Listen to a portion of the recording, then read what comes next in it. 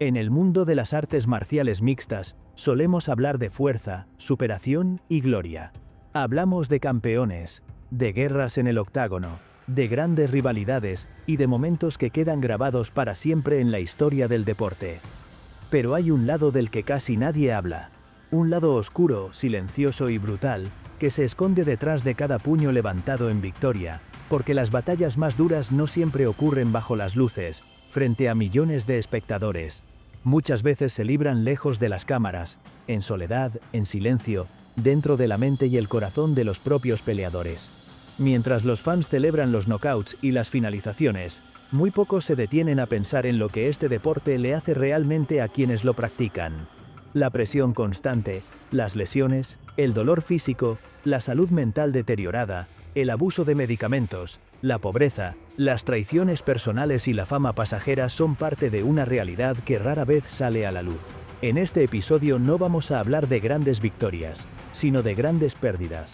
De luchadores que se fueron demasiado pronto.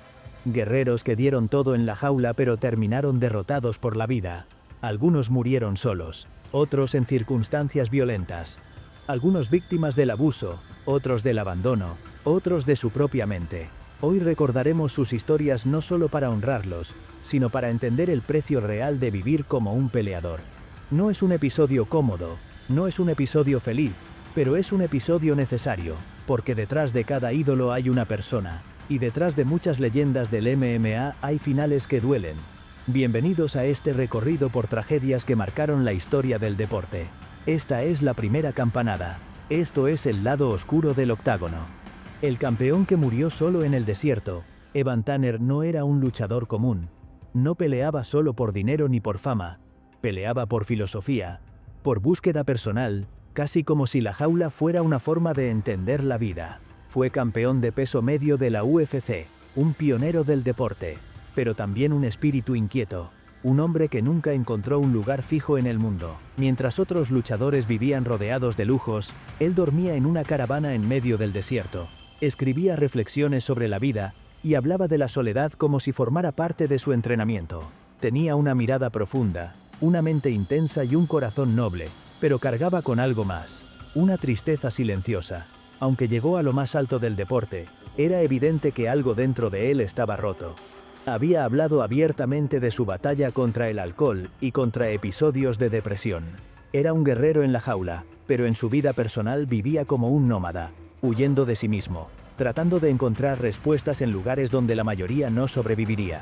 En septiembre de 2008 tomó la decisión que cambiaría todo. Se fue solo al desierto de California para una expedición personal. Lo describió como una aventura para limpiar la mente. Pero su moto se quedó sin gasolina en medio de un calor extremo.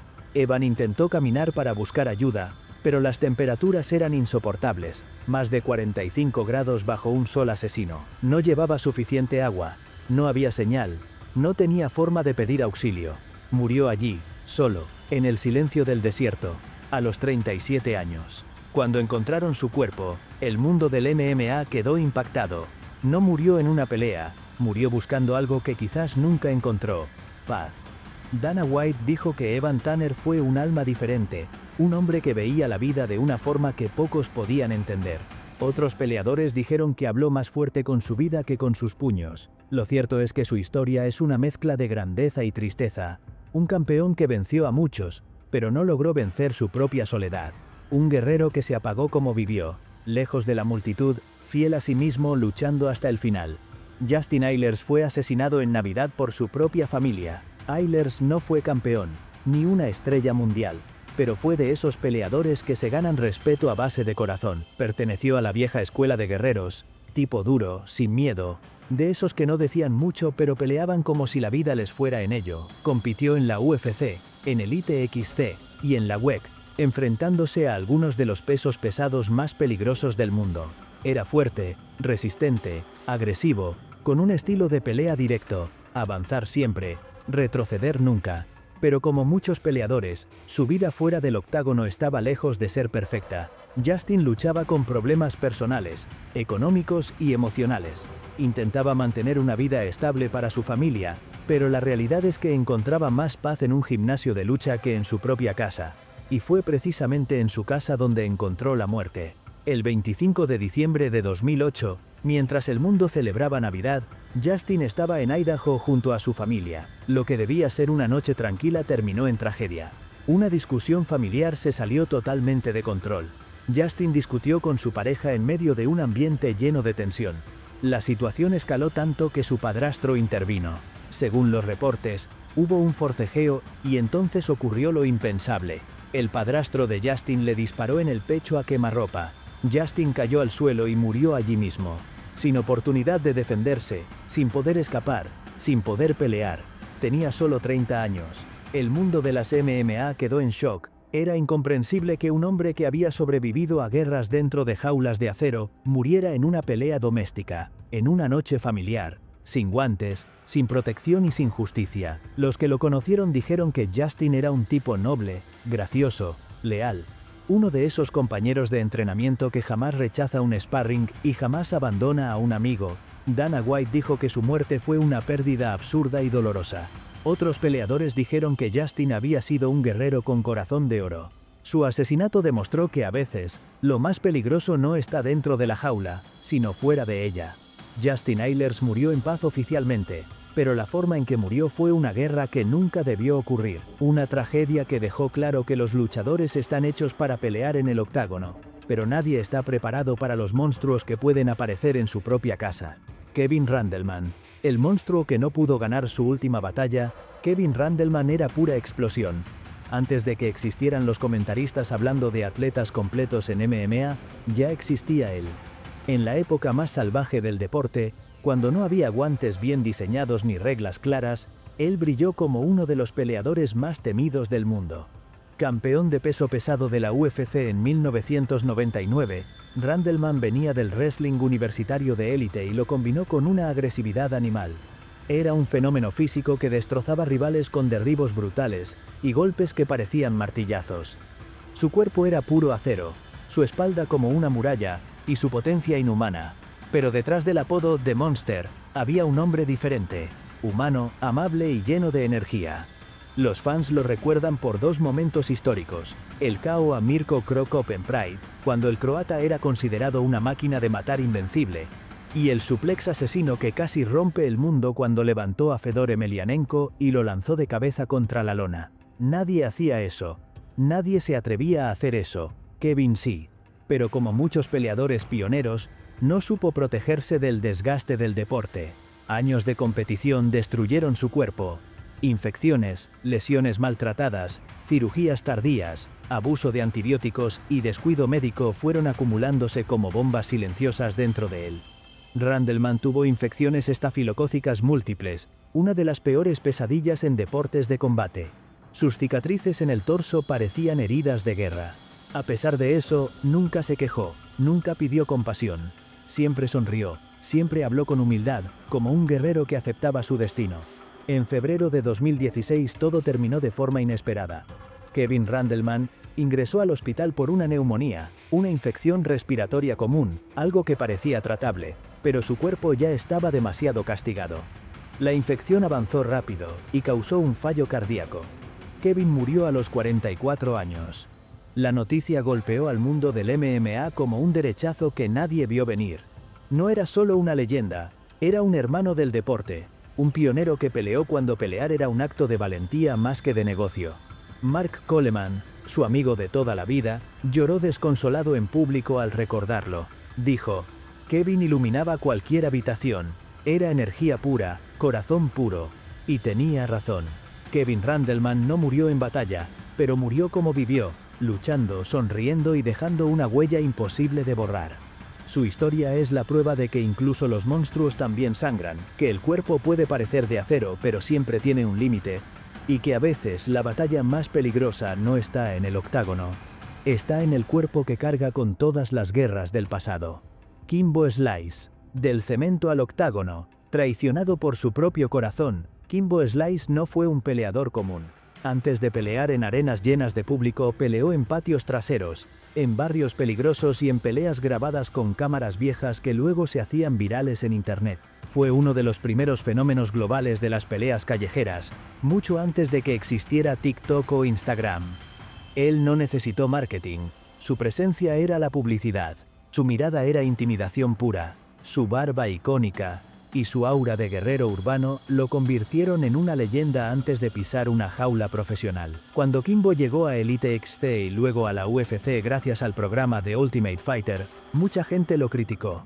Decían que no era un peleador técnico, que era solo un tipo callejero con pegada. Pero había algo que nadie podía negar.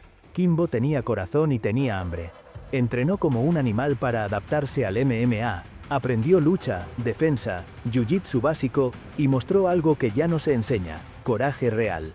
Cada vez que peleaba subía la audiencia, rompía récords, llenaba arenas.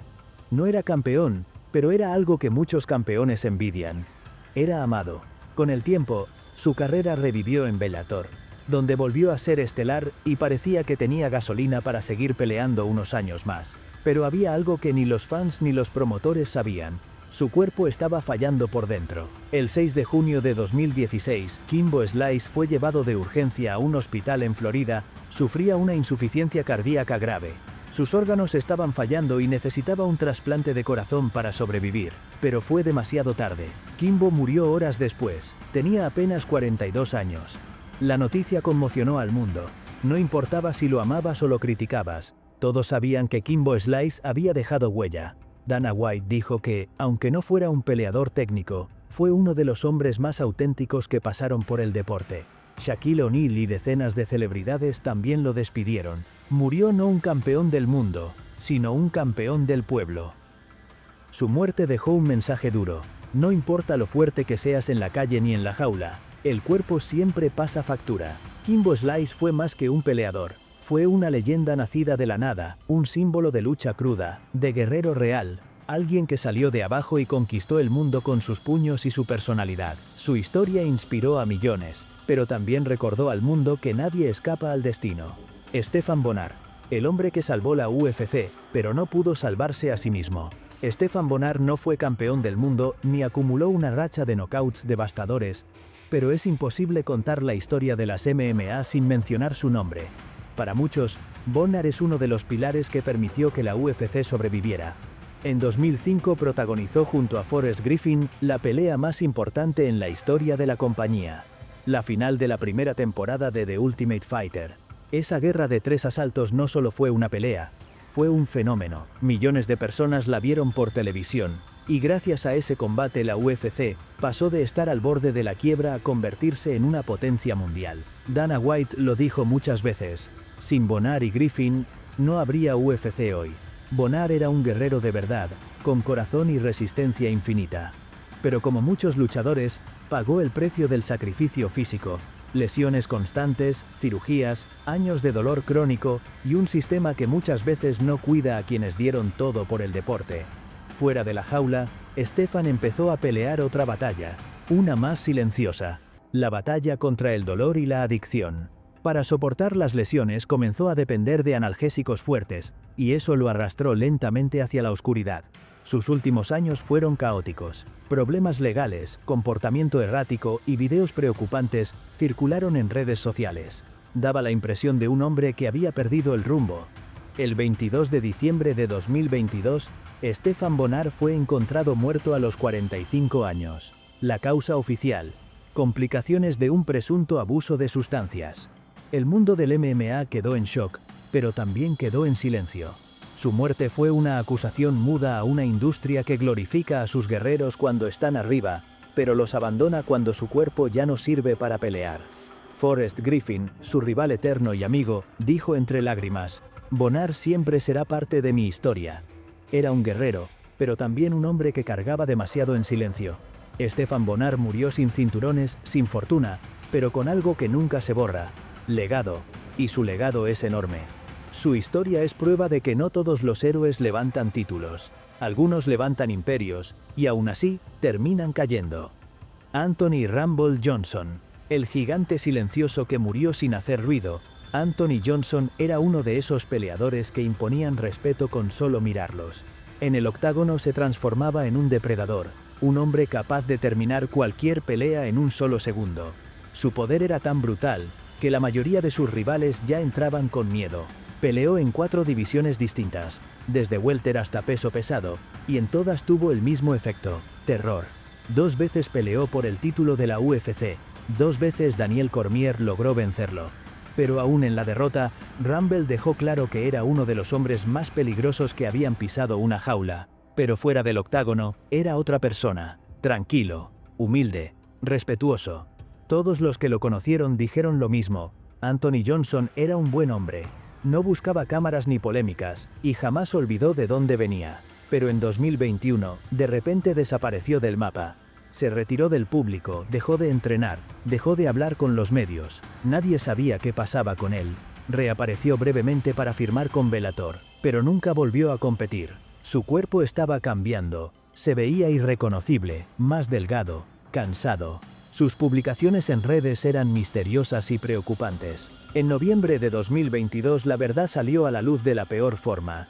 Anthony Rumble Johnson murió a los 38 años. Su enfermedad no se hizo pública hasta después de su muerte. Se dijo que sufría de una rara afección autoinmune que destruyó su organismo lentamente. Murió sin escándalos, sin drama, sin cámaras. Murió como vivió, en silencio. Daniel Cormier, su rival y amigo, dijo: Rumble era uno de los hombres más temidos en el deporte, pero también era uno de los más amables. Su muerte dejó un vacío extraño en el MMA. Era demasiado joven. Todavía tenía vida por delante, pero nadie pelea contra el destino, y cuando el destino llama, ni siquiera el puño más duro puede detenerlo. Rumble se fue pronto, pero dejó algo eterno: emoción. Cada vez que alguien hable de poder puro en MMA, su nombre estará ahí, porque algunos guerreros no necesitan cinturones para ser leyendas, solo necesitan corazón. Josh Samman. El poeta que peleó contra la vida y perdió. Josh Samman no encajaba en el molde típico de luchador. Era diferente. Era un peleador, sí, pero también era escritor, pensador, un tipo profundo que no tenía miedo de hablar de dolor, amor y muerte. Se hizo conocido en The Ultimate Fighter 17, y rápidamente conectó con los fans, no solo por su estilo agresivo en la jaula, sino por su autenticidad fuera de ella. Samman era intenso, emocional, honesto, pero esa honestidad venía de un lugar oscuro. En 2013 la tragedia lo golpeó duro cuando su novia murió en un accidente de coche. Josh nunca volvió a ser el mismo. Su carrera continuó, tuvo grandes momentos en la UFC, incluso ganó bonos por actuaciones espectaculares, pero fuera del octágono su alma estaba rota. Empezó a escribir sobre lo que sentía, publicó artículos sobre la muerte, el duelo y las adicciones.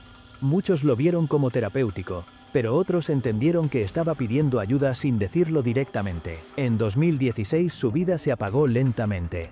Fue encontrado inconsciente junto a un amigo en un apartamento, víctima de una sobredosis. Pasó varios días en coma hasta que finalmente murió con solo 28 años. Una carrera por delante, una vida que pudo ser. Se fue demasiado pronto. Su muerte sacudió al MMA porque exponía algo que pocos quieren hablar: la depresión en los deportes de combate. Detrás de cada guerrero hay un ser humano con cicatrices invisibles.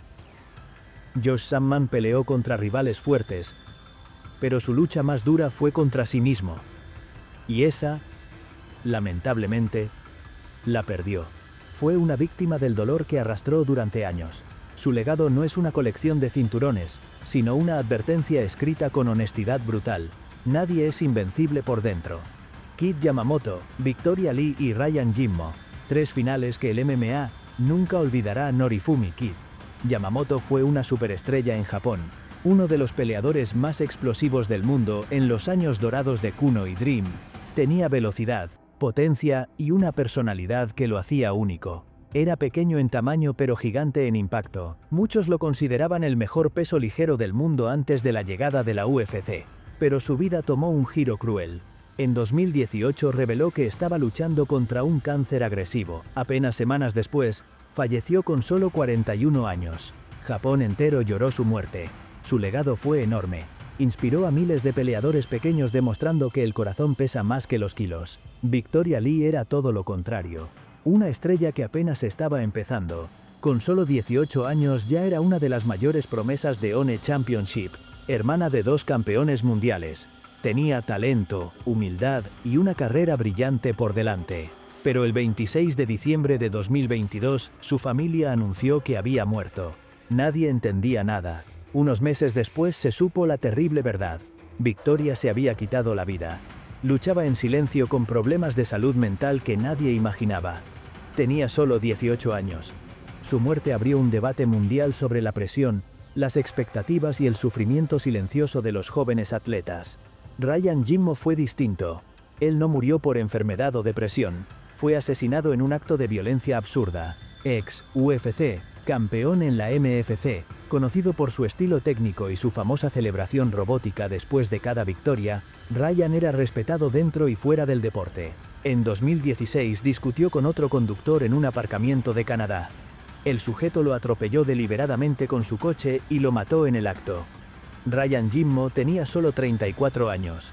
3 peleadores, 3 historias distintas, un mismo final. El MMA perdió algo más que atletas, perdió vidas. Y detrás de esas vidas hubo familias, amigos, hijos, entrenadores, fans que aún hoy sienten ese vacío. Este es el lado del deporte que no sale en los comerciales, el que no ves en los highlights, el lado del sacrificio absoluto. El lado de los que dieron todo y lo pagaron demasiado caro. Y estas no son historias del pasado. Son advertencias para el presente. Porque las artes marciales mixtas son un deporte hermoso pero también cruel, hacen leyendas y dejan cicatrices. Esto fue el lado oscuro del octágono, donde las leyendas caen, pero las historias nunca mueren.